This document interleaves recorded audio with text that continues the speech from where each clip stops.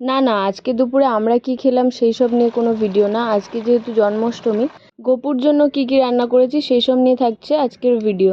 তো প্রথমেই সমস্ত ভাজা বাঁধাকপির তরকারি করে নিয়েছি, তারপরে কিন্তু আমি এখানে করে নিয়েছিলাম হচ্ছে পায়েসটাকে ভালো করে চালটাকে ভেজে ঘি দিয়ে তারপরে দুধ দিয়ে দিয়েছি। আর এদিকে কিন্তু সুজি করব, যেহেতু সুজির বরফি, তো সুজিটাকে ভালো করে ভেজে ওপর দিয়ে আমি দুধ ঢেলে দিলাম।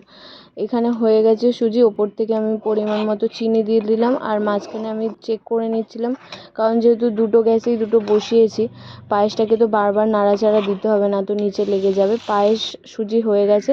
তো এখানে আমি করে নিয়েছিলাম খিচুড়ি ভোগটা।